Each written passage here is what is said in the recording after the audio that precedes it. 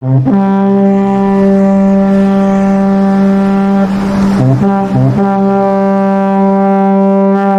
come from a land divided in kingdoms, where I have values to impart and a fame to keep. That's why I am fearless. I am a conqueror. I am great. Do never forget, I am your roots. I am your story. I am a queen.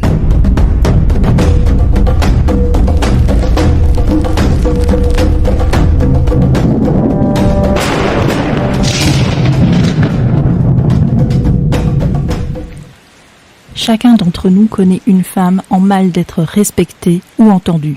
Chaque jour, de nombreuses femmes meurent sous les coups de leur mari et nous crions honte à la société. En Birmanie, une femme, prix Nobel de la paix, élue chef du gouvernement par ses pairs, sera accusée de fraude aux élections. Dans les guerres, tant de femmes subissent des violences abjectes qui ne peuvent s'expliquer, tant elles nous laissent sans mots. Heureusement, nous avons aussi été témoins d'autres femmes, symboles d'espoir, de dignité, de réussite et de détermination. On connaît tous Rosa Parks ou Michelle Obama.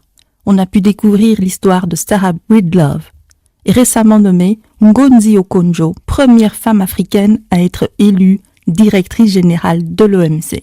Toutes ces femmes convaincues de leurs valeurs, de leur place, de leur rôle dans ce monde, nous rappellent que malgré les injustices, les dictats de la société, les intimidations et autres, nous ne pouvons abandonner nos rêves, ni nos devoirs envers nous-mêmes et envers les autres.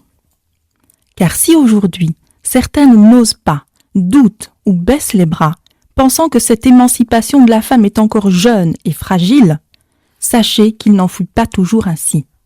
Nombreuses sont les reines d'Afrique qui ont rassemblé, gouverné, émancipé.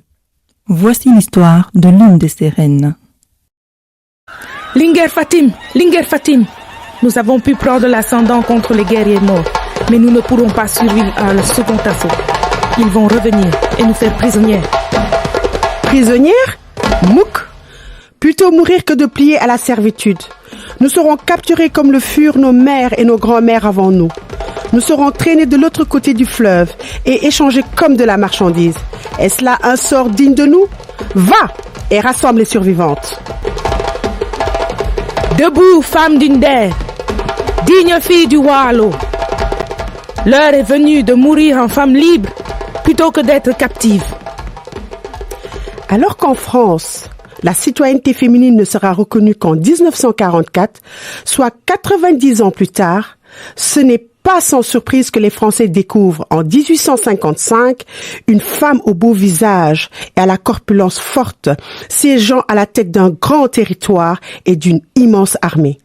Pour comprendre mon histoire, il est nécessaire de rappeler qui était ma famille.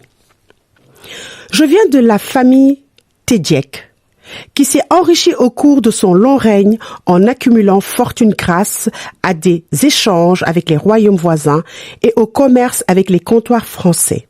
Notez qu'en ces temps-là, les souverains sénégalais des royaumes wolofs portaient le titre de Brak. Et les mères ou sœurs de ces souverains étaient appelées Linguères. Les Linguères pouvaient succéder aux souverains et certaines dirigeaient elles-mêmes leur armée. Nous sommes en 1816, dans le Nder, où, à la mort du Brak Koulimba Diop, sa cousine la Linguère Fatim Yamar Khourey Mbodj, ma mère, lui succède et décide d'élire son mari, Amar Fatim Borso, mon père, Brak du Waalo. C'est la première fois qu'une Linguère est en même temps l'épouse d'un Brak. Les Linguères étaient préparées à diriger leur peuple, politiquement et militairement. Elles étaient formées au métier des armes et savaient défendre le royaume, même en l'absence des hommes. Le royaume était prospère, mais un événement tragique va marquer ma vie de façon indélébile. En novembre 1819, pendant que mon père, le Brak, se trouvait dans la ville de Saint-Louis, en compagnie des hauts dignitaires de sa cour pour faire soigner ses blessures des suites de combat, les guerriers des deux États voisins, les Maures et les Toucouleurs profitent lors de son absence pour attaquer notre fief. Mais ils finiront par reculer face à la riposte d'un groupement de femmes téméraires, armées jusqu'aux dents et dirigées par ma mère, Fatim Yamar, elle-même. Lorsque les guerriers vaincus s'en retournèrent chez eux, touchés dans leur orgueil, ils décident de revenir plus tard et faire de ces femmes audacieuses leurs captives. Prenant conscience des faibles ressources qui leur restaient, la Linguère et ses sœurs d'armes ont préféré se brûler vives plutôt que faire face au déshonneur de la servitude. Avant de s'enfermer dans la case de conseil des sages, ma mère décide de nous faire échapper ma grande sœur Jumbut, 12 ans, et moi, 10 ans, afin de perpétuer la lignée. Éduqués en guerrières, nous dirigerons plus tard le royaume. En même temps, une femme enceinte, à terme et animée de l'instinct de survie, n'étant pas prête à mourir, sortit de la case où étaient rassemblées celles qui ont consenti au sacrifice ultime, au nom de l'honneur et de la dignité. Ma mère la laissa pour qu'elle rapporte ce qui s'est passé et que la postérité s'en souvienne. On raconte qu'à l'intérieur de la case, les femmes enlacées, serrées les unes contre les autres, entonnèrent, comme pour se donner un dernier sursaut de courage, des berceuses et de vieux refrains qui, depuis leur enfance, avaient rythmé leur activité. Tout à coup, un effroyable craquement domina le crépitement des flammes. La charpente du toit venait de s'affaisser sur les corps. C'est un silence de mort qui accueillit les hommes arrivés trop tard au secours du village. Toutes les femmes de Ner avaient péri, sauf une. Le 1er octobre 1846, je succède à ma sœur aînée, Jumbut, juste après sa mort. Elle avait régné en tant que Linguère, douce et sage. Je dirigeais alors le royaume d'une main de fer et représente une vraie menace et une véritable source de problèmes pour les colons français à qui je résiste fermement. Jusque-là, seuls les noms de Braque figuraient en tant que signature sur les accords avec les Français. Mais ma souveraineté impressionne tellement que les Français se contentent de ne passer que par moi, ne donnant plus d'importance aux autres braques des royaumes wolofs. Il arrivait même que les lettres envoyées au gouverneur ne portent que ma signature. Toutefois, je n'étais pas dupe. Je savais faire preuve d'intelligence et de vigilance face aux propositions des occupants.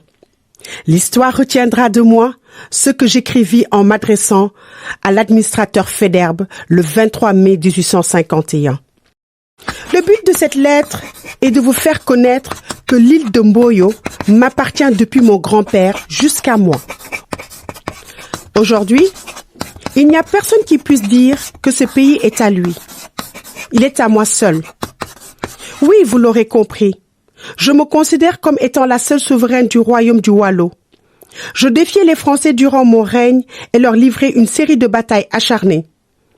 En 1847, je réclame le passage libre de la population des Saraoké qui ravitaillaient l'île de Saint-Louis en bétail. Dans ma lettre au gouverneur, j'écrivais ceci. C'est nous qui garantissons le passage des troupeaux dans notre pays.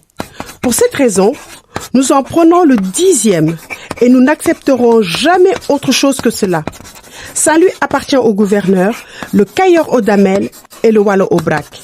Chacun de ces chefs gouverne son pays comme bon lui semble. Je n'hésitais pas à piller les alentours de Saint-Louis et à menacer le gouverneur verbalement ou par correspondance.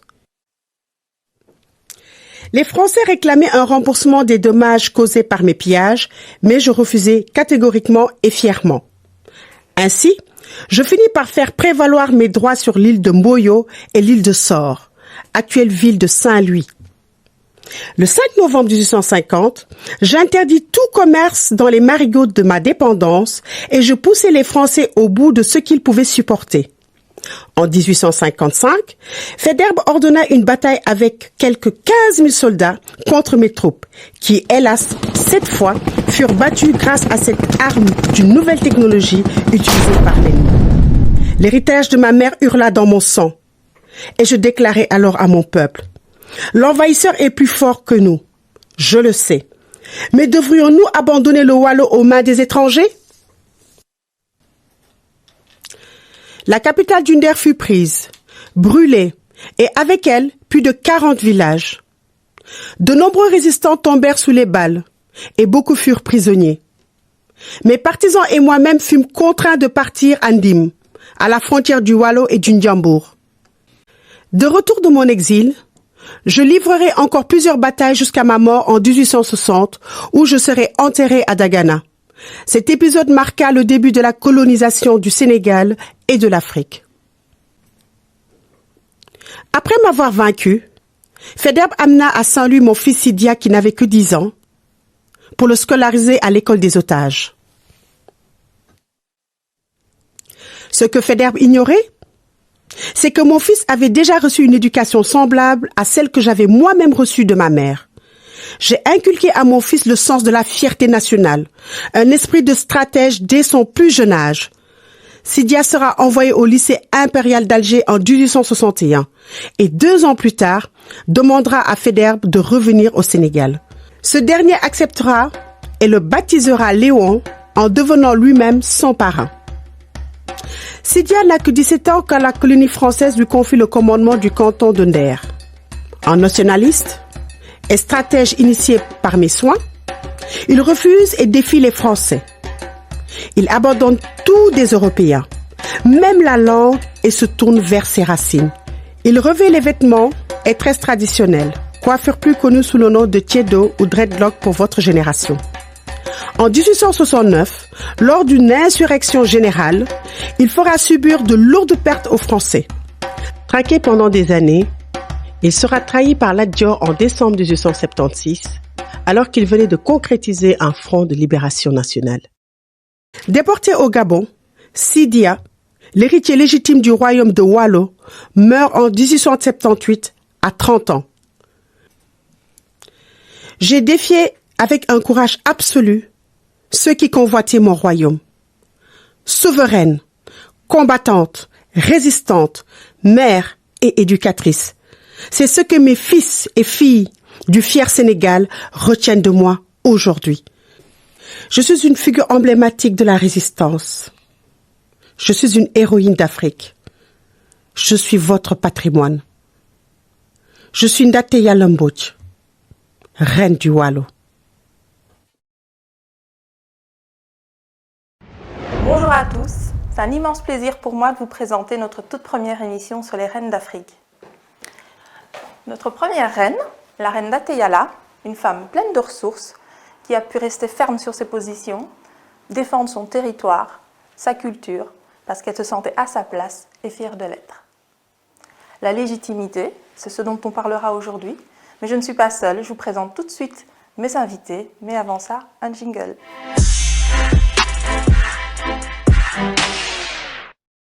Avec nous aujourd'hui, Maman Georgina. Bonjour, bienvenue. Bonjour, je suis Georgine Tezo, j'habite à Liège, je suis maman de 4 enfants, grand-mère de 2 petits-enfants, j'ai 71 ans et je suis veuve. Merci.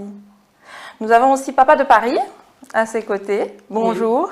Oui. Bonjour, c'est M. Nzemoula Yalinja, Papa de Paris communément, 60 ans, le papa de tous les enfants. Ah. Ouais. J'adore les enfants et voilà. D'accord. Merci, merci beaucoup. Alors, on a la jeune génération, Flore Makam. Bonjour et bienvenue sur le plateau. Bonjour, merci. Moi, c'est Flore Makam, 27 ans et assistante marketing et communication. Et alors, Junior. Bonjour, Junior. Bonjour, merci de l'invitation. Je m'appelle Junior, j'ai 18 ans, non, j'ai 19 ans, pardon. Et je suis étudiant en sciences biomédicales. Merci pour votre présence. Donc sans plus tarder, on va déjà rentrer dans le vif du sujet. Donc lors de la découverte de l'histoire de Ndaté, on a pu évoquer quelques mots comme l'indépendance, la résilience, qu'est-ce qu'on avait encore évoqué, le courage de cette femme, l'éducation, la tradition, les racines évidemment, et bien sûr notre sujet d'aujourd'hui, la légitimité. Mais au fond, qu'est-ce que c'est la légitimité? Je vous écoute. Qu'est-ce que ça évoque pour vous quand on parle de ce sentiment de légitimité? Oui, ne me regarde pas, allez, vas-y, Flore. Pour moi, quand j'entends légitimité, en fait, la légitimité, pardon, pour moi, c'est l'identité, en fait. Par exemple, quand on dit mon nom de famille, par exemple, c'est Timamo. Si je porte ce nom, c'est parce que je suis la fille de mon père.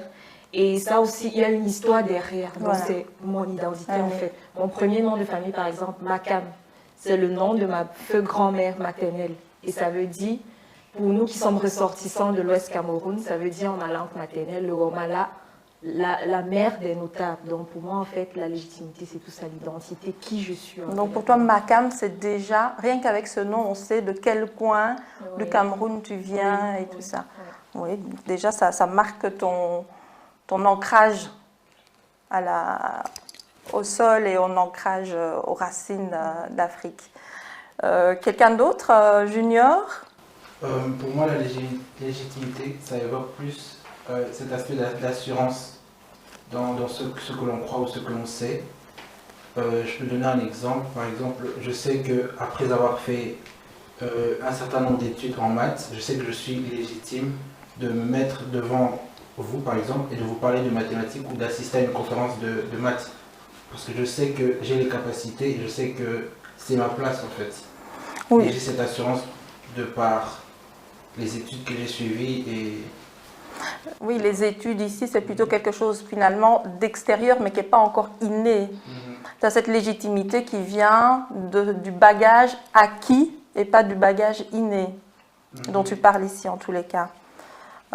Oui, il y a aussi l'aspect, justement, comme je viens de le dire, inné.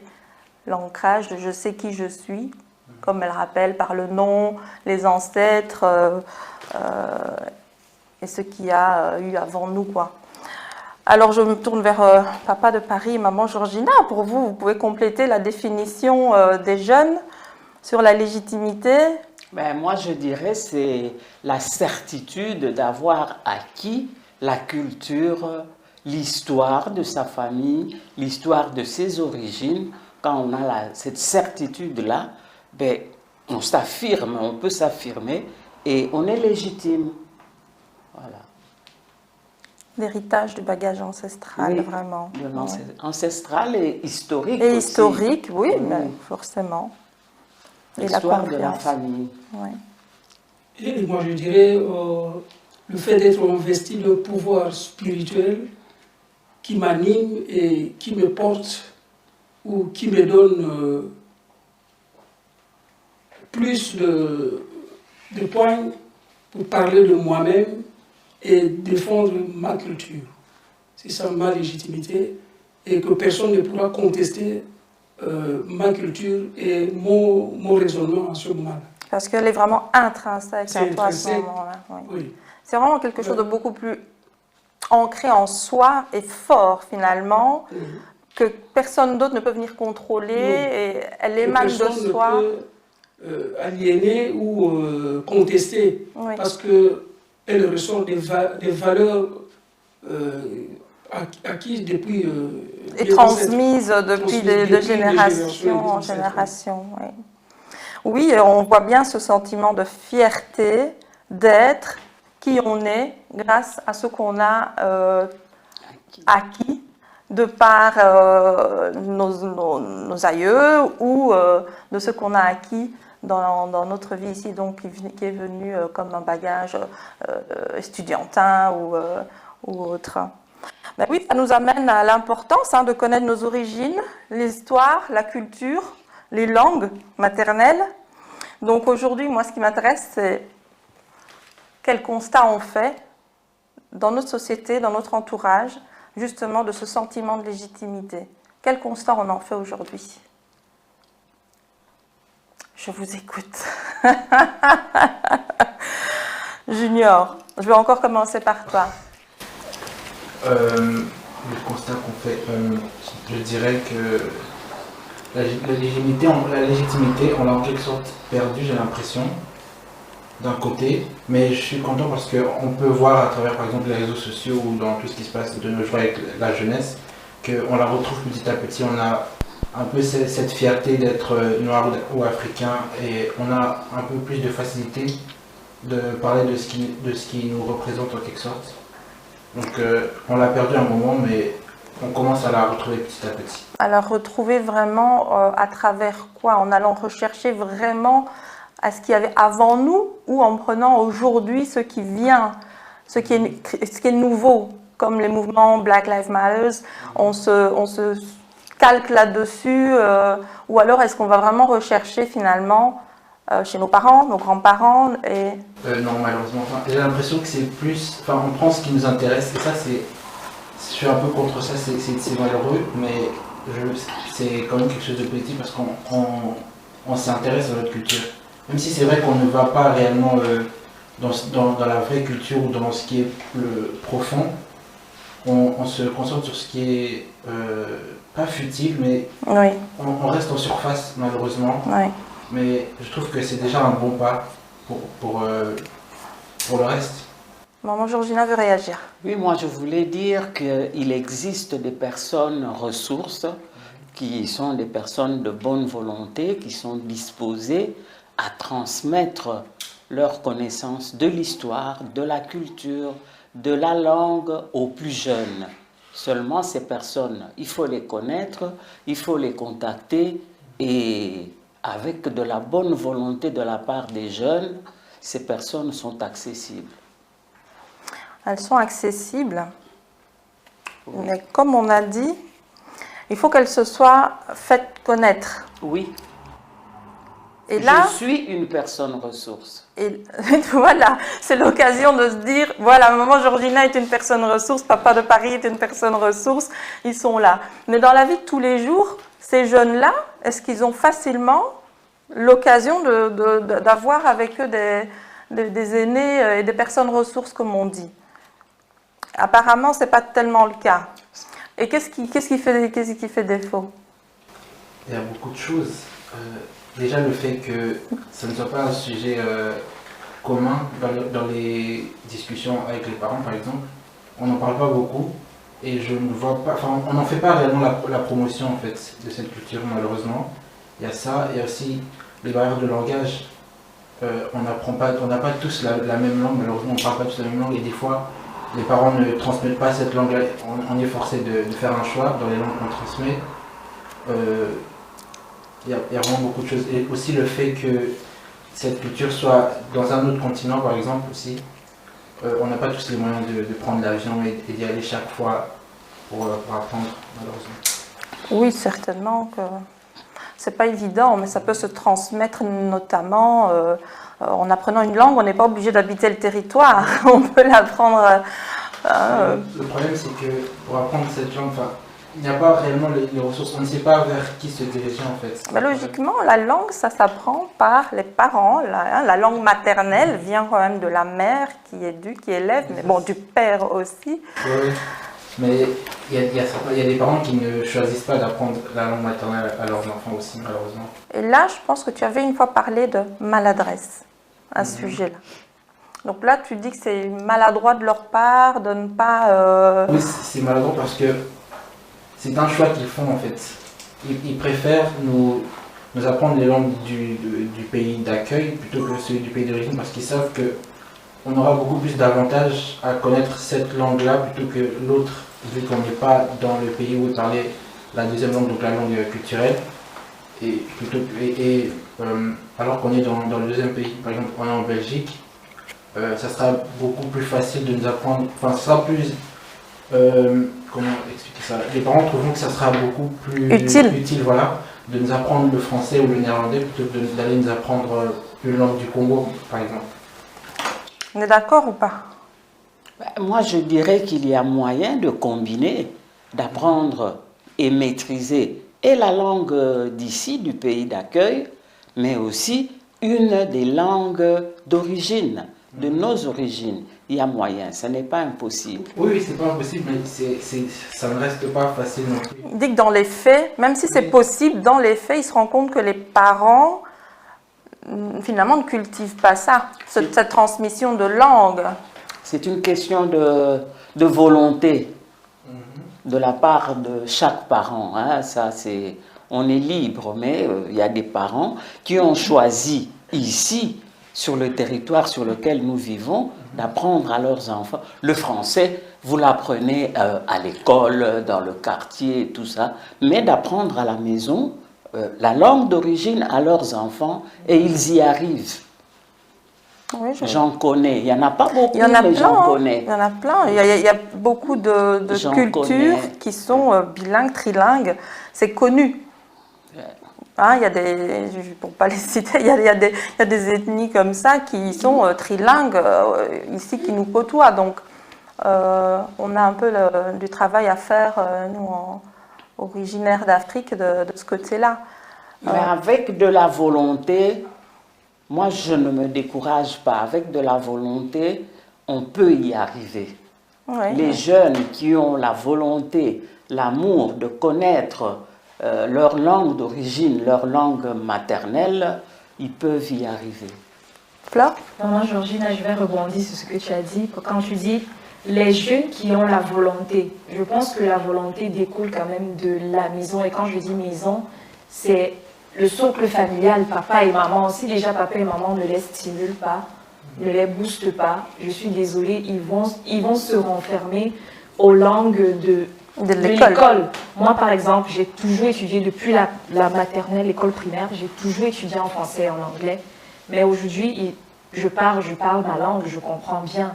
Mais parce qu'à la maison, et quand on était même petit, on avait toujours envie de répondre en français. Et quand tu réponds en français, ma grand-mère, par exemple, pendant les grandes vacances, on allait chez elle. Quand elle te parle en langue maternelle, tu comprends, mais on veut toujours répondre en français.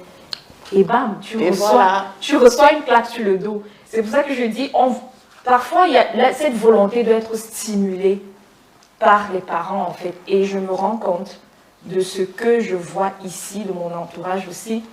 Je me rends compte que les jeunes qui ont encore quand même ce petit, je dirais pas ce petit, les jeunes qui sont encore attachés à la culture africaine sont ceux-là pour la plupart qui ont eu cette base en Afrique, ils sont venus ici.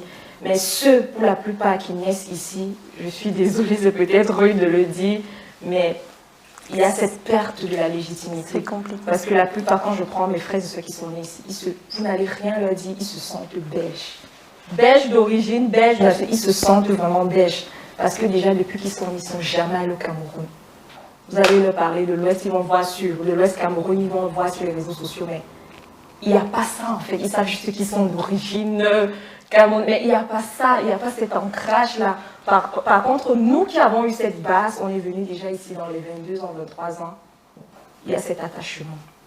Même le port du pagne, ne demandez pas aux enfants. Moi, je prends l'exemple de mes frères et ceux qui sont ici. Ne leur demandez pas. Ils trouvent ça un peu ridicule pour eux de... Pourtant... Mais là, tu viens de dire, il faut le stimuler. Oui, donc, c'est les parents qui, d'un je... côté, toi, tu as eu la chance d'être sur place, d'avoir ta grand-mère surtout, je pense, qui a mis un petit peu le boost là-dessus. Mais tes parents, avec les enfants nés dans un autre pays, dans un autre continent, ici en Belgique, n'ont pas trouvé le boost nécessaire. Et là, ah oui, je parle de ses parents. Et c'est pour ça que je dis, c'est pour ça que je rejette quand même à 80% la faute sur les parents. Parce que ces parents-là qui sont ici, ce sont mes oncles, mes tantes, ils vont au pays, mais ils ne pensent pas à y aller avec les enfants. Et ils parlent la langue, ils parlent très bien la langue. Mais ils ne pensent pas à transmettre à ses enfants. Ça veut dire que pour eux, finalement, transmettre ce bagage de la langue maternelle, qui est vraiment un socle dans l'identité. Indispensable. Voilà. Le fait de ne pas penser à le transmettre, c'est une question de quoi? Est-ce qu'il la trouve tellement, même pas secondaire, mais limite, elle est tertiaire, elle n'est pas utile, elle ne sert à rien, ils en ont honte, je connais des parents qui sont fiers parce que leurs enfants parlent très bien français et ça s'arrête là, ça se limite là. Pour moi, il y a, même si ce n'est pas vraiment dévoilé, mais il existe un petit complexe par rapport à la langue maternelle. Mais exceptionnellement, moi je connais des jeunes qui sont nés, qui ont grandi ici. Je ne dirais pas qu'ils parlent la langue maternelle à la perfection, non, mais ils parlent on comprend ce qu'ils disent et eux comprennent ce qu'on leur dit dans la langue maternelle. Donc je dis, c'est un choix et c'est une question de bonne volonté aussi. Mais bon, il faut aussi avoir les parents qui acceptent de transmettre la langue. Là, on est d'accord. Voilà. Oui, donc le parent. Donc, dans ce processus de transmission de cette légitimité qui passe par la langue, par l'histoire, par l'apprentissage de la culture, on a dit il y a l'école, les cercles familiaux. Bon, il y a aujourd'hui encore d'autres systèmes comme les bibliothèques, l'internet et tout. Le rapprochement intergénérationnel, comme on vient de dire. Exactement. Le retour à la tradition. Avant, on était là comme ici autour du feu et on discutait, on racontait des histoires. Ça se perd tellement. Je pense qu'elle est en train de parler de ça aussi.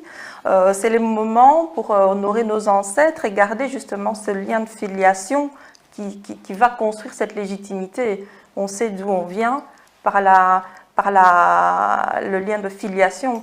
Papa de Paris, un petit commentaire? Oui, je crois que les jeunes, à un certain âge de conscience, ils doivent se demander, parce que j'ai constaté qu'au niveau de la maternelle, jusqu'au peut-être en primaire, les enfants ne sont pas informés qu'ils sont d'une race ou d'une origine autre que leurs amis dans la crèche, par exemple. Ouais.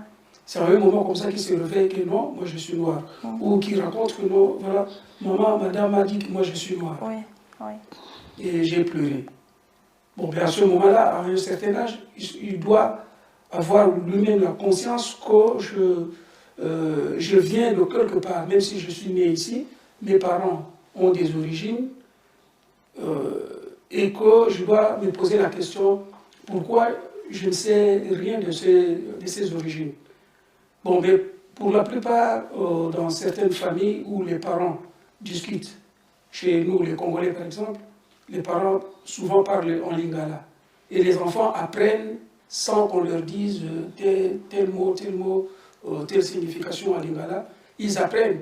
Et à 18 ans, l'enfant parle le lingala. Un jour, comme ça, il parle le lingala. J'ai fait l'expérience avec mon fils. On était à Zaventem, à l'aéroport. Et puis, on était étonnés de voir qu'on est venu lui demander des renseignements à lingala. Et il a expliqué. À 18 ans, ton fils a 18 ans, c'est à ce moment-là que tu apprends qu'il parle le lingala? Oui, j'étais étonné. Donc il a fait un apprentissage passif. Plus de 18 ans, elle avait 20 ans. Ouais. C'était il y a 2 ans. Et puis, il a expliqué en lingala, non, tantine, il a expliqué, puis tout le monde s'est étonné. Tu vois, on s'est étonné là avec mes cousines qui venaient du Canada. On a dit, mais quand est-ce que toi tu parles lingala? C'est-à-dire, elle apprend. Elle n'a jamais parlé, mais elle parle en sourdine. Oui, c'est un apprentissage passif, quoi. Voilà, passif comme ça. C'est la même chose, c'est la base. Et je crois que Junior, si les parents parlent en langue, de chez eux, en langue maternelle, toi tu apprends. Tu écoutes, tu comprends les explications, tu sais ce que ça veut dire. Voilà. Oui, mais en même temps, ce dont on était en train de discuter, c'est quand même cette notion de transmission. Donc vous avez parlé, l'enfant a été imprégné dedans et il a quand même appris, mais c'est lui en fait qui a fait tout l'effort. Vous n'avez pas fait l'effort de lui apprendre cette langue. Vous avez découvert à 18-20 ans qu'il parlait la langue que vous parlez entre vous. Donc ici, il dit, moi je peux faire l'effort, mais de l'autre côté, je dois sentir aussi qu'il y a cette volonté de transmettre ce bagage, que ce soit la langue ou autre chose. C'est une remise en question. L'enfant doit aussi se remettre en question. C'est pourquoi je parle de leur identité européenne. Oui. Les enfants, ils ne savent pas encore qu'ils sont peau noire. C'est vrai, voilà. Oui. Alors, cette identité européenne, au moment où ils découvrent qu'ils ont une autre identité, c'est à ce moment-là qu'ils peuvent se poser des questions, ils peuvent poser la question. Donc, je me souviens, mon jeune frère, à l'époque, il y a longtemps, un jour, comme ça, il a demandé à mon papa, papa, toi aussi, tu as un papa? Tu vois? Beaucoup d'enfants posent cette question-là. Oui, mais comment c'est toi, tu es papa, tu peux avoir un papa? Oui. Alors, tu expliques à Alors, il faut expliquer. Donc, quand l'enfant... expliquer comment on est papa, comment on peut devenir papa. Oui. Donc, c'est la même chose. C'est un dialogue d'abord entre les parents et les enfants. Oui. Et des petites histoires comme ça que les parents nous racontaient. Moi, personnellement, la langue maternelle de mes parents, je n'ai jamais parlé. On parlait en langue nationale, et puis, mais les voisins ou les amis de mes parents, c'est pourquoi tes enfants ne parlent pas la langue? Un jour, parce que mon père était comptable, tu vois, au cas où il y a un secret, tu peux dire à l'enfant en langue sans divulguer ton secret aux voisins. C'est des situations comme ça. Alors, on ira plus loin pour voir que la culture telle qu'elle, la culture comme on essaye d'inculquer à nos enfants, s'arrête peut-être à la musique. Oui, à la nourriture et à la musique. Oui, à la musique, et surtout dans le cas des Congolais. On n'a pas le temps, c'est aussi une question d'emploi du temps, une question de proximité avec les enfants. Et les parents qui reviennent, les parents qui sont à Paris, ou à Londres, ou aux États-Unis, qui reviennent, qui ne se rencontrent même plus parce qu'ils doivent bosser dur pour gagner l'argent. Ils n'ont pas le temps de conversation avec les parents. C'est ça le dommage. Voilà. Il s'agit de dialogue. On parle de dialogue finalement pour transmettre tout ce sentiment de légitimité. On ne peut pas le transmettre si on ne parle pas à son enfant, si on ne dialogue pas, si non seulement on ne lui apprend pas sa langue, si on ne lui explique pas les histoires de famille, parce que ça contribue aussi à sa propre histoire, même si c'était lié à une grand-mère, un oncle, la tante ou autre. C'est des histoires de famille, et encore ceux d'avant, du peuple, de la culture, des habitudes, des us et coutumes. Si on ne les explique pas aux enfants, quand l'enfant rentre en maternelle, mais moi je suis noire, je ne savais pas, les autres ils ont dit je suis noire. Mais le parent qui rencontre un enfant comme ça, il doit discuter avec. Je t'en prie. Moi je pense que déjà l'enfant, avant d'apprendre à l'école qu'il est noir, mais ses parents devraient, sans complexe, ni d'infériorité ni de supériorité, écoute, toi, tu es différent, tu es noir. Et c'est là que commence la petite histoire. Parce que nous, on vient, on n'est pas originaire d'ici. Là d'où nous venons, nous sommes des noirs, nous sommes des personnes de couleur. Oui, mais maman Georgine, on n'ose pas éloigner les enfants de leur proximité, de leur réalité. Dans le sens où les enfants, il y a un problème d'intégration, un problème d'acceptation. Quand tu dis déjà à l'enfant qu'il est africain, qu'il est noir, directement il tombe dans le complexe vis-à-vis de... Ah non, il ne tombe pas dans le complexe, il va tomber dans le complexe si toi-même... Il s'identifie, il recopie. Il ne faut pas oublier qu'en tant que parents et enfants, les enfants, ils sont des éponges et ils prennent ce que les parents montrent. Si toi-même, tu es dans la peur de quelque chose, tu vas le donner à ton enfant. Tu vas lui expliquer que c'est un complexe, alors que ce n'en est pas un. Non. Certains enfants, à bas âge, qui ont eu des réflexes de violence parce qu'ils ont vite compris, où on leur a dit que vous n'êtes pas chez vous, vous devez vous battre pour occuper votre place dans l'échiquier. On va laisser Junior réagir, tout le monde va réagir. Là. Vous avez... moi je ne suis pas d'accord, parce que j'ai l'impression que vous dites qu'il faut qu'il y ait ce déclic pour que les enfants aient envie de savoir qui ils sont. Alors qu'à la base, on est censé nous apprendre qui nous sommes pour qu'on ne soit pas tourmenté par une personne qui vient nous dire « ouais, toi t'es comme ça, toi t'es comme ci ». On doit savoir qui on est de base. Et c'est comme ça que ça se passe normalement en fait. Un fils de roi va dire à son fils « tu es prince ». C'est pas à la mort du roi qu'il saura qu'il était le fils du roi en fait. Et je crois que c'est ce que je voulais dire en gros quand je parlais Termine ta phrase. Ok, quand je parlais de maladresse, en fait, parce que j'ai l'impression que ce que vous voulez dire par là, c'est qu'en fait, votre expérience, par exemple, avec la langue ou vos origines ont été douloureuses en quelque sorte ou négatives, et du coup, vous voulez protéger vos enfants de ce problème-là. Mais vous pensez qu'en ne leur apprenant rien ou en ne racontant pas leurs histoires, vous pensez qu'ils n'auront pas à vivre la même chose que vous? Parce que vous pensez qu'être ignorant en quelque sorte de qui on est ou de ce qu'on est, ça nous rallie en quelque sorte aux autres et que du coup on est tous au même niveau, alors que moi je trouve que c'est négatif parce que ça enlève aux enfants une partie de ce qu'ils sont en fait. Alors Georgina. Nous devons apprendre à nos enfants ce qu'ils sont en réalité pour qu'ils soient fiers de ce qu'ils sont.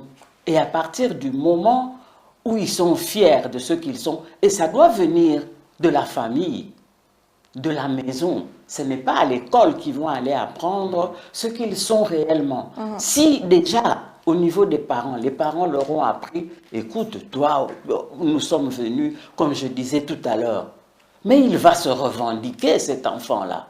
Quand il est à l'extérieur, c'est lui qui se revendique. Et il est fier d'être ce qu'il est.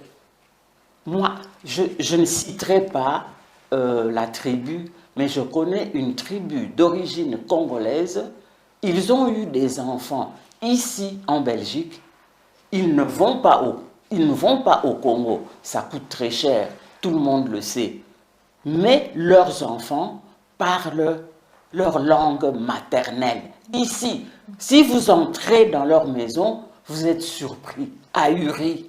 Des enfants en bas âge qui parlent à leurs parents dans leur langue maternelle. Et alors, à quel âge pensez-vous que ces enfants-là pourront attraper le complexe? Quel complexe? Au contraire, ils ont le torse bombé. Moi, je suis. Voilà. Voilà, oh, j'adore ça. Moi, je suis. Oui, c'est exactement ça. Flore, tu voulais réagir? Je vais juste renchérir ce que Maman Georgina a dit. Ce n'est pas parce que je vis dans la société européenne, certes on parle d'intégration, ce n'est pas parce que je dois m'intégrer dans la société européenne que je vais oublier d'où je viens. Je vais oublier ce que je suis. Là tout le but. Moi, par exemple, à l'école, quand on avait des présentations orales, même les examens oraux, je faisais toujours l'effort d'avoir une touche africaine parce que je suis fière en fait. Je sais que quand je parle, on sait que c'est une africaine en fait. Donc c'est un peu ça, que l'intégration ne nous éloigne pas de nos origines en fait. Bien sûr. Nous ne devons pas nous renier. Nous revendiquer. Nous revendiquer. C'est ça. D'accord, ben, je vous remercie déjà pour cette première partie. Donc on va faire une petite pause maintenant. On va marquer la pause avec une chorégraphie que Charles, Chanel, Chiara, Neridja, Cécilia, Anissa et Priscilla ont réalisée pour nous. À tout de suite. Oh Awa, qui es-tu? Uko nani? Ozanani? Connect. Who are you?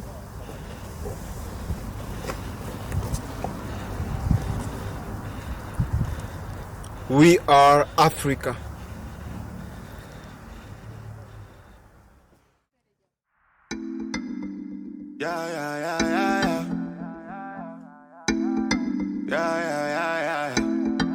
Then anytime you step in at the place, if you stand up upright and pattern upright, make sure everything nice. Burn a boy thing. She thinks that she bad, she thinks that she all that. Fall back, we give her a call, she not call back. She said she left me, but more time she crawl back. Girl, I move spicy, me and where the salt at. Girl, I feel went up and I'm rolling body. And all them and them have to hold them body. Everything you told me never told nobody body. You say your man can't control your body, so make her rock your body. Rock your body, rock your body. Rock your body, rock your body, rock your body. Would you be mine if I be all yours? You act fine, been searching for yours.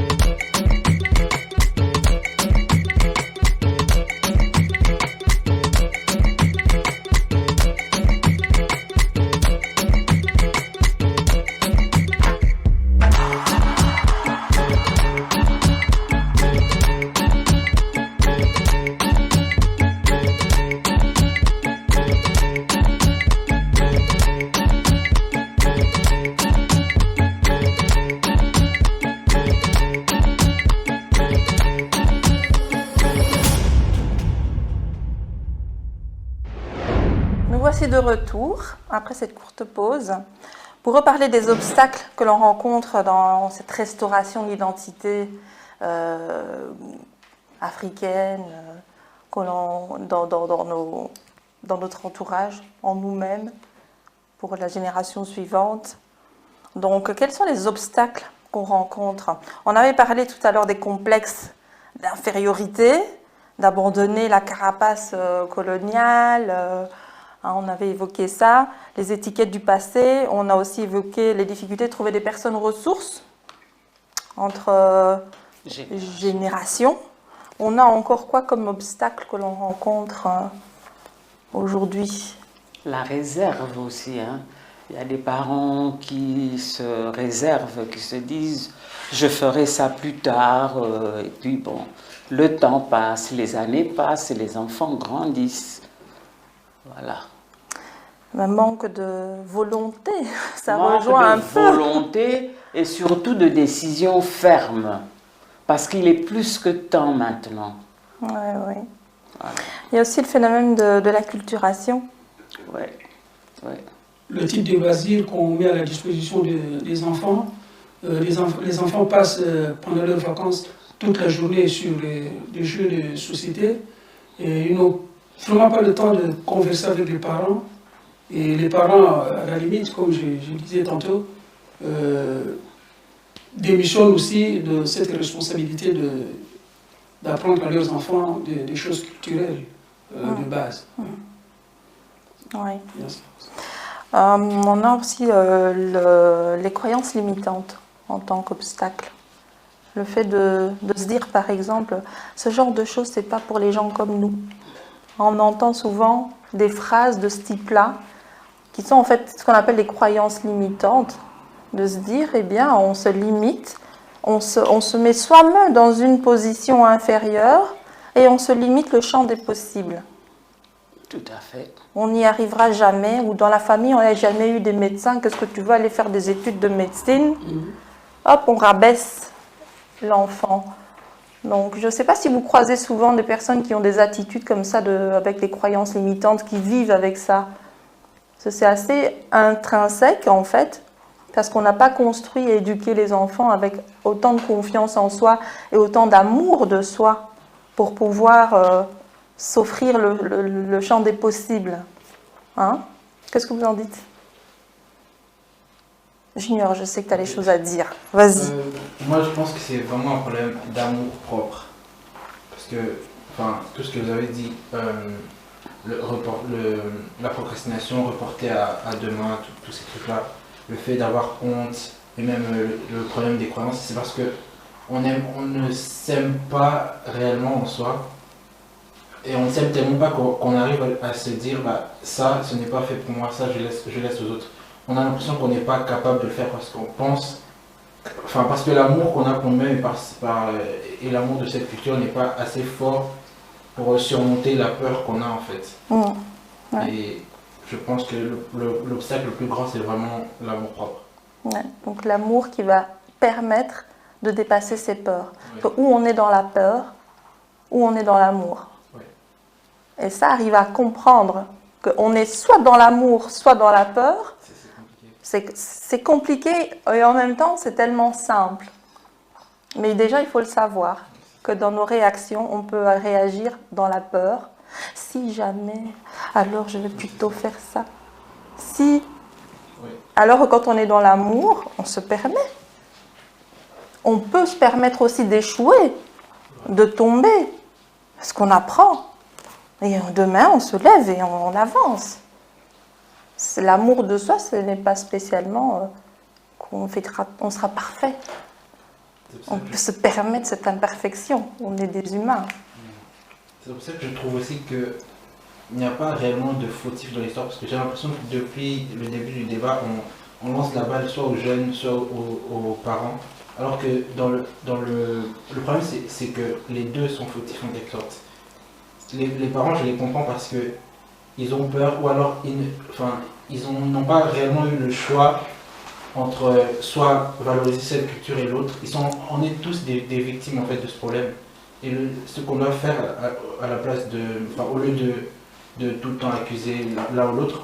On doit se mettre ensemble et se dire ah, il y a tel ou tel autre problème, qu'est-ce qu'on va faire ensemble pour gérer tout ça. Partager les responsabilités et décider d'agir ensemble, trouver comment on peut tous les deux ou toutes les générations. Ne pas accuser parce que quand on regarde bien le problème, c'est qu'on est les deux camps sont victimes en fait. Bon, mais il y a aussi des obstacles à lever, par exemple dans les débats sur la sexualité ou sur moi j'appelle ça comme ça, les mutations sexuelles actuelles. Dans nos cultures, certaines choses ne se font pas. C'est même pas tabou, c'est-à-dire que c'est vraiment interdit. Et vous risquez même qu'on vous bannisse. Tandis que ici, dans la culture ici, désormais ça passe. Désormais ça passe et que l'enfant qui va à l'école, son directeur et son moniteur ou sa monitrice et la monitrice de l'autre classe sont mariés. Alors vous voyez que cette culture-là, certains enfants, des fois ils disent mais non, là, on dit ici il faut les laisser, c'est leur choix. Tandis que dans notre culture, dans la culture africaine, on ne laisse pas ce choix-là. On vous dit non, ça ne passe pas, c'est pas bien, ça ne passe pas. Vous voyez? Donc il y a un petit conflit là-dedans, dans l'acceptation de cette nouvelle culture par rapport à la culture de chez nous. Et il y a un problème maintenant, que faut-il dire à l'enfant? De tolérer? Parce que dans certaines familles, il y a des enfants qui reviennent comme ça, qui disent non, désormais je suis devenu comme ça. J'ai changé d'identité sexuelle. Oui. Flore. Papa de Paris, là tu rentres déjà dans un autre débat et moi je suis contre. Parce que, à t'entendre parler, on a l'impression que, selon toi, l'éducation de l'enfant doit se faire en fonction de l'évolution aussi de la société. Je suis désolée, mais si ça se fait, je pense qu'il y a beaucoup de choses qu'on va faire. Pourquoi dire chez l'Européen c'est comme ça, alors que chez nous, non. C'est parce que chez nous c'est comme ça, pardon, que je suis ce que je suis en fait. Aujourd'hui, tu ne vas pas en vouloir à un Asiatique de manger avec des baguettes, des bâtons, je ne sais pas, des bâtonnets, plutôt qu'avec une fourchette ou avec une cuillère. Si mon vis-à-vis mange à table, on dit les table manners, un peu avec la fourchette, le couteau, c'est parce qu'il a été éduqué de cette façon. Ne va pas en Afrique de l'Ouest demander à quelqu'un de ne pas manger avec des mains. J'ai envie de dire que c'est même ces interdits-là, c'est même ça. Aujourd'hui, moi, je suis fière parce que mon papa, nous, on l'a surnommé à la maison, papa du 17e siècle, c'est un peu quelqu'un vraiment de classique. Mon père, jusqu'à mes 27 ans aujourd'hui, il ne m'a jamais demandé si j'ai un copain ou pas. Par contre, avec maman, on en parle. Mais je pense que ces restrictions-là, ça m'a quand même évité. Parce qu'il y a des jeunes filles de nos jours, 15 ans, elles ont... Je ne remets pas en cause leur éducation, mais je veux dire, cette éducation de restriction-là, quelque part, il y a un bien là. On peut en tirer quelque chose de bien. Parce que si papa, même en année de master, quand je suis en première année de master, avant d'arriver ici, je demande la permission à papa avant de sortir. S'il dit non, j'ai mal, je reste tranquille. Mais je dis quelque part, ça m'a aidé. Parce que peut-être, en me laissant un peu non faire mon choix, dire ah, elle est libre, elle est jeune, elle doit s'amuser, peut-être je serai aussi tombée dans les pièges dans lesquels les jeunes de mon âge. Moi, ça me pose une question. Est-ce que quand on t'interdit, on t'explique pourquoi? Ou ça a droit à un non sans explication? Et c'est au fil du temps que tu comprends l'intérêt de cet interdit. Qu'est-ce qui s'est passé pour toi? Tu as eu quand même une discussion, un dialogue? Papa, c'est non interdit. C'est vraiment le non, il point barre. Mais maman, il y a plus la discussion. Donc je pense que grâce à cette éducation un peu balance là, j'ai quand même su trouver. Et puis aujourd'hui, avec un peu de recul, j'ai dit ah, ça valait quand même la peine. Aujourd'hui, je peux sortir comme je veux. Il n'y a personne qui me dit je suis déjà grande et tout. Je sais que ceci n'est pas bon, ceci est bien. Donc, si toi, tu dois le transmettre à tes enfants, tu vas le transmettre comment? Ces interdits. Avec la discussion, oui. Pour expliquer le pourquoi du comment. Oui, le dialogue, en fait. On a parlé du dialogue, parce que je pense que Papa de Paris doit plutôt dire dialogue, mais de dire, chez l'Européen, c'est comme ça. Non, moi, je suis contre cette façon de parler, parce que je pense que on a nos cultures, et c'est ce qui fait de soi, de ça ce qu'on est aujourd'hui, en fait. De dire que non, parce que l'Européen fait comme ça, je dois faire non. Je peux faire ça peut-être pour m'intégrer, mais je veux pas. Pour moi, ça détériore en fait mon identité. Mais ton identité, tes parents peuvent t'apporter quelque chose. Le bagage, comme on a parlé depuis le début. Après, ton expérience à toi, c'est pas l'expérience de tes parents, ni celle de tes aïeux, ni celle de tes copains de classe. C'est la tienne. Ce que toi, tu vas vivre, tu ne le sais pas jusqu'à ce que tu le vives. Ouais. Et à ce moment-là, ça peut apporter des modifications dans tes paradigmes inscrits par tes parents.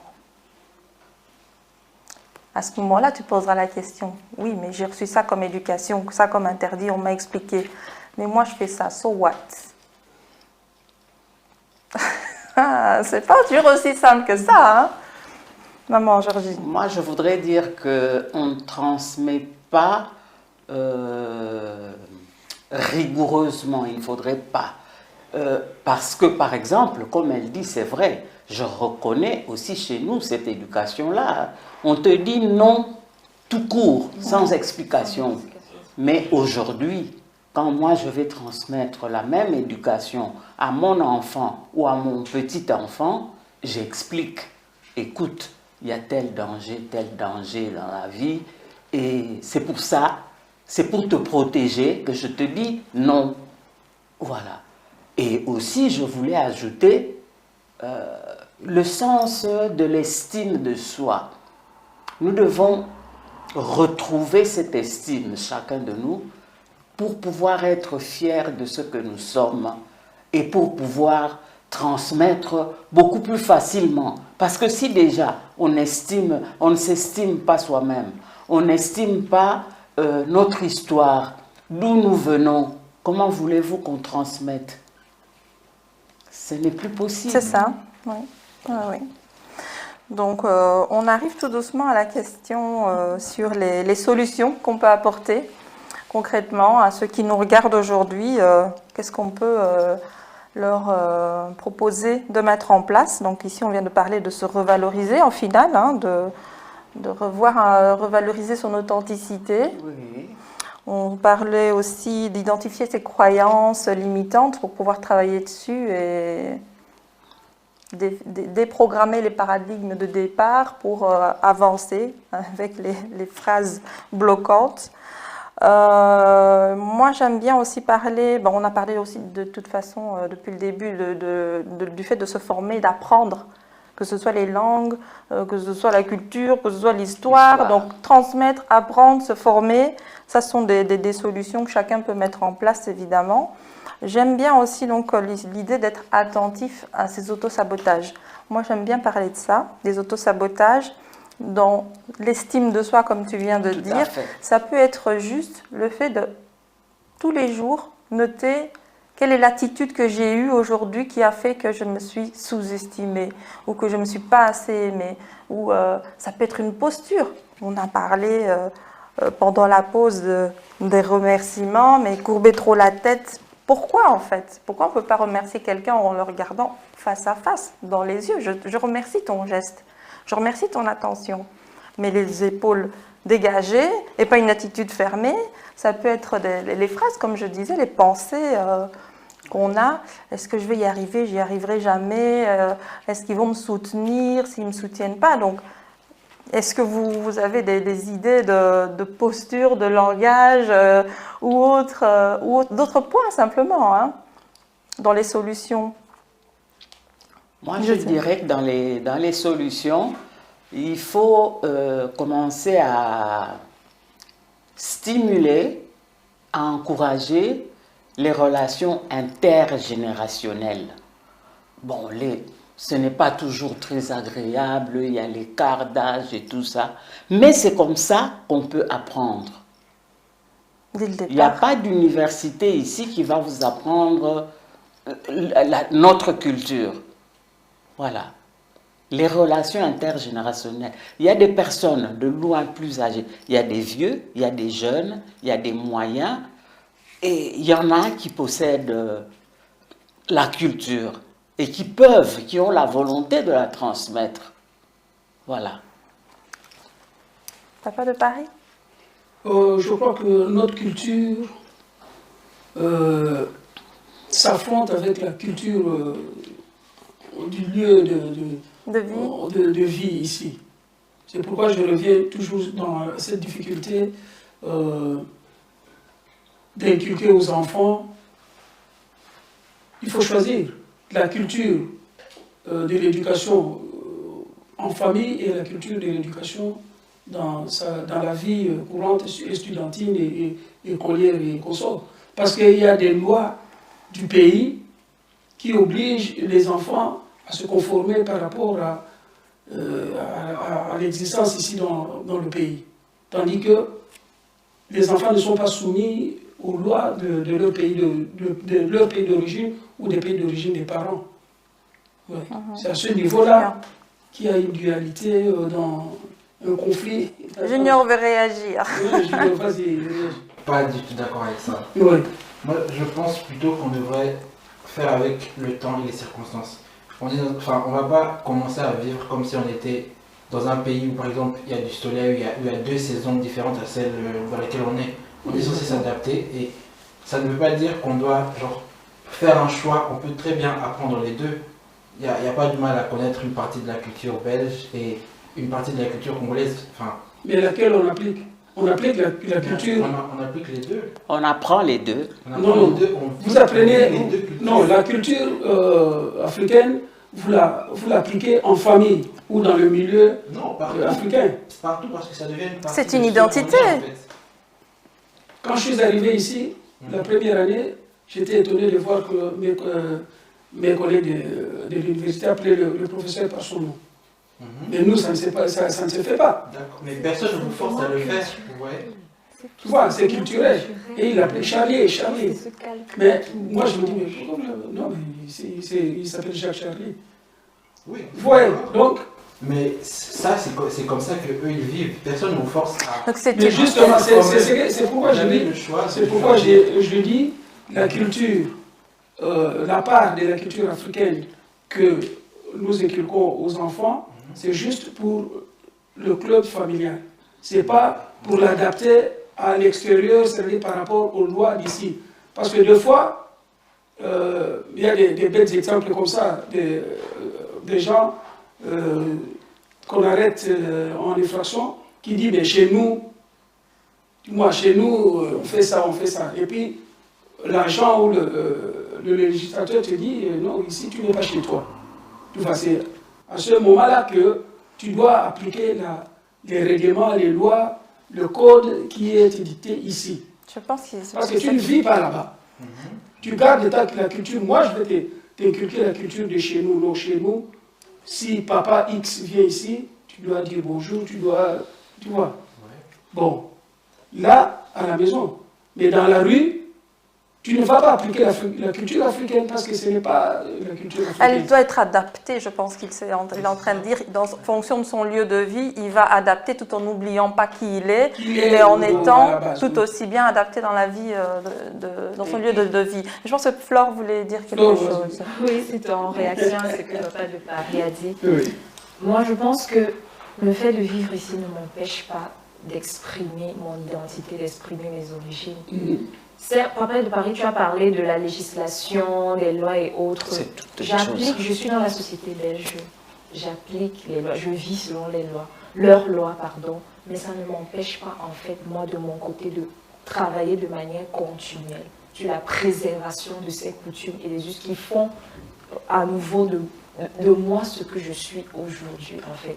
Le fait de dire, parce que ici on fait comme ça, non, tu n'es pas là-bas, non, moi je suis contre ce genre de langage, parce que c'est culturel. Voilà, donc là, elle est vraiment dans son moi je suis, totalement, culturel, en fait, tout en n'oubliant pas. Dire, non, là-bas, en Europe, vous faites, c'est pour ça qu'on entend dans le milieu camerounais, on va dire, ah, les enfants de Mbeng, parce que Mbeng, c'est pour déterminer l'Europe. Les enfants de Mbeng sont comme ça, les enfants. Non, non, non, ça ne doit pas. Ça ne parce que devrait déjà, pas. de base, notre langage est faux.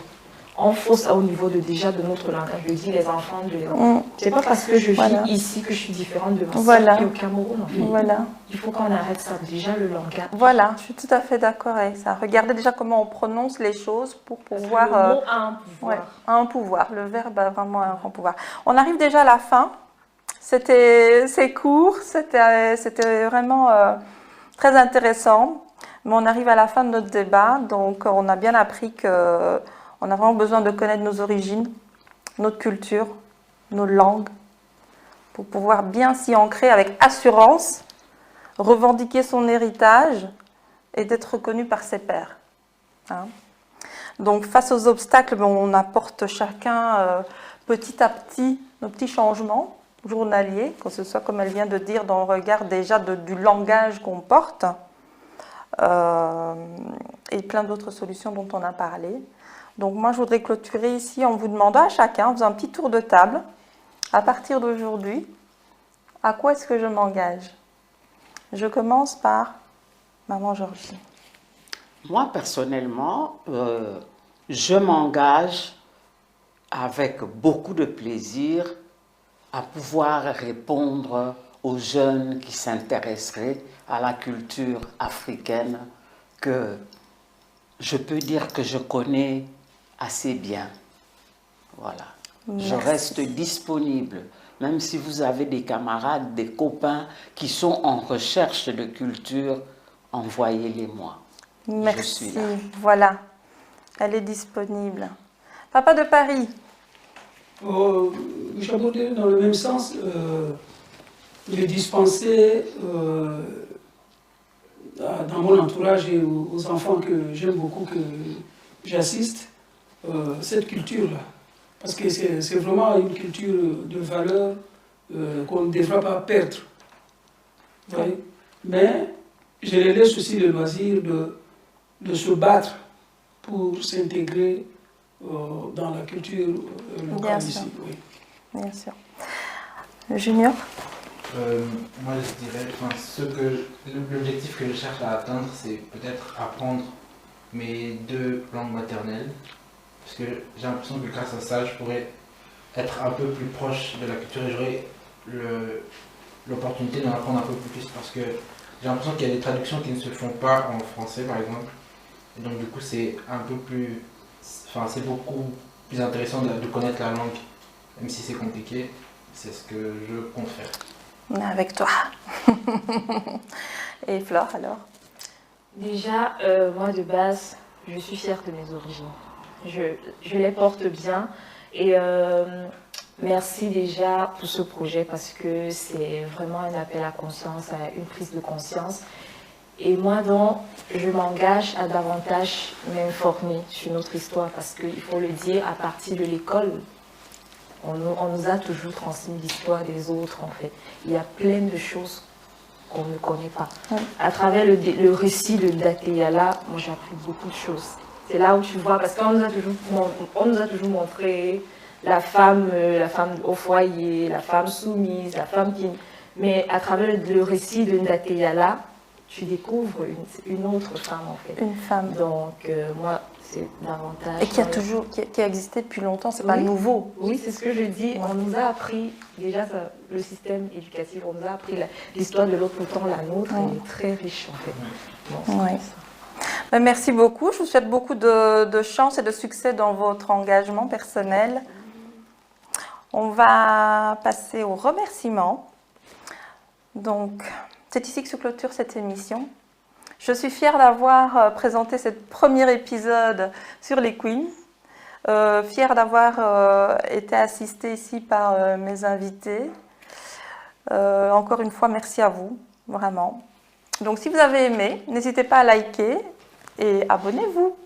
Merci à mes invités, merci à toutes les personnes qui ont collaboré et qui ont contribué à la réussite de ce premier épisode. Donc, restez authentiques et soyez fiers. À bientôt.